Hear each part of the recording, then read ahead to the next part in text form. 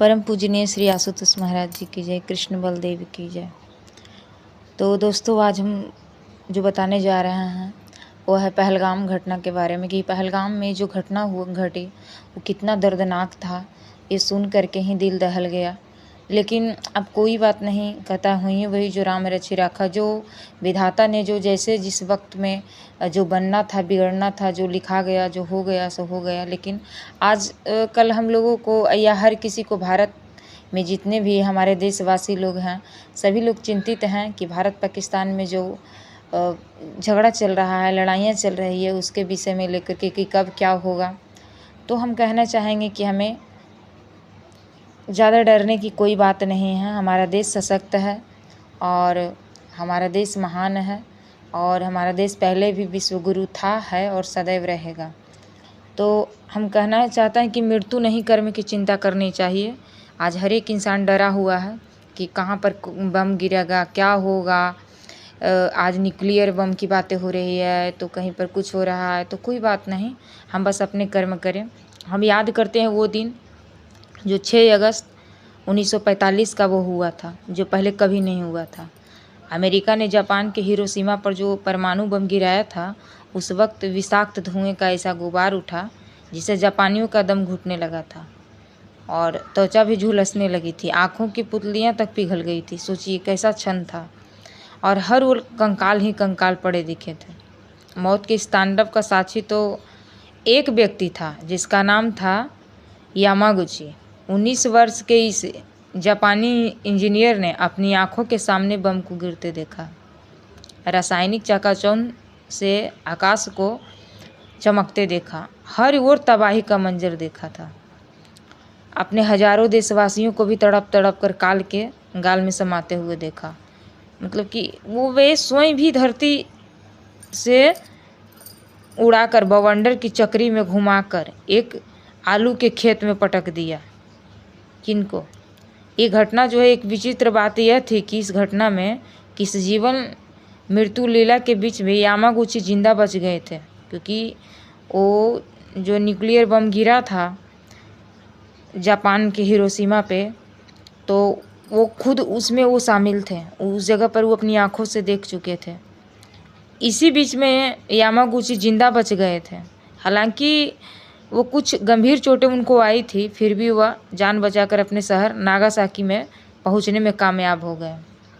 8 अगस्त को नागासाकी पहुँचे, पर यामागुची ने वहाँ के एक क्षेत्रीय अस्पताल में मरहम पट्टी भी करवाई। अगले दिन 9 अगस्त को यामागुची अपने ऑफिस में बैठा हिरोशिमा का तबाही पर एक रिपोर्ट तैयार कर रहा था। तभी अमेरिका सेना ने दूसरा परमाणु बम नागासाकी पर गिरा दिया। पहला बम गिराया कहाँ? जापान के हिरोशिमा पर, और दूसरा बम कहाँ गिरा? नागासाकी में। अब देखिए कि यामागुची ने पुनः घातकी श्वेत चादर के प्रकाश से ढकते हुए देखा अपनी आंखों से। प्रघाती तरंगों के प्रभाव से ऑफिस की खिड़कियां तक टूटते और उनके कांच की गोली को गति की तरह उड़ते देखा। अपनी पूर्व चोट पर बंधी पट्टियों के फटते हुए झुलसते हुए देखा। अपने जान बचाकर लोगों को सब बनते देखा। उसने जान अपने बचा करके भागा वहाँ से और अपने ही परिवार के लोगों के, आसपास के लोगों को सब बनते देखा। लेकिन इस बार फिर से यामागुची बच गया। कितनी ताज्जुब बड़ी बात है। उसने स्वयं कहा कि काल का मशरूम आकार का बादल हिरोशिमा से पीछा करता करता नागासाकी आया था।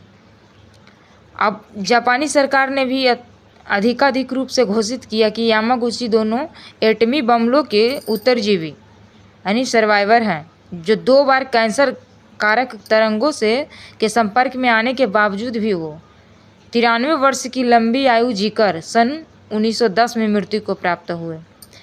अब यामागुची का मौत के मुंह से 2 बार बचना, इसको आप कैसे परिभाषित करेंगे? क्या यह केवल एक इत्तेफाक था?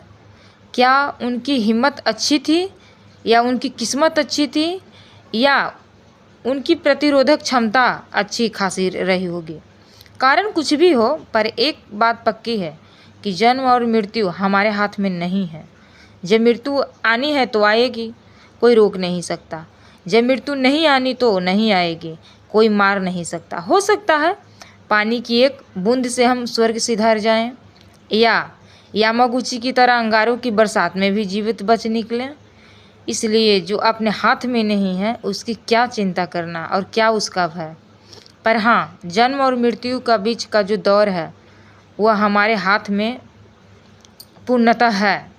इस दौरान जो भी हम कर्म करते हैं उनके लिए हम स्वतंत्र हैं, हम ही उत्तरदायी हैं। इसलिए हमारा पूरा प्रयास यह होना चाहिए कि हम ऐसे कर्म करें जिससे भविष्य में उज्जवल सौभाग्य की नींव रख पाएँ। और आपने इस प्रयास को सफल बनाने में आपकी मदद करती है ये जो हम आपको ये जो कहानियाँ बताए हैं, ये जापान और हिरोशिमा पर जो बम गिरा उसकी, ये आपको मदद करेंगे। ये मन में सद्विचार, सद्भाव और सच्चिंतन के बीज रोपित करते हैं जो आगे चलकर अपने आप सत्कर्मों को फूल में परिणत हो जाते हैं। तो हम अच्छे कर्म करें प्रार्थना से और ध्यान से जुड़े रहें। और आज देश के लिए भी प्रार्थना करना है दोस्तों। जैसे कि आज बॉर्डर पर हमारे भाई जितने भी लड़ रहे थे उनके लिए प्रार्थना करना है। और आगे पता नहीं जा आने वाला समय में क्या हो, इसलिए अभी से ही प्रार्थना समय जुड़े रहना है। अपने देशवासियों के लिए जो गुजर गए हैं उनके लिए प्रार्थना करना है कि उनको शांति मिले।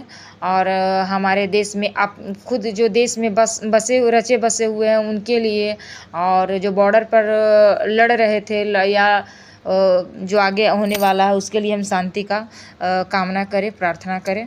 और चलिए इसी पर हम वीडियो को समाप्त करते हैं। सुनने के लिए धन्यवाद।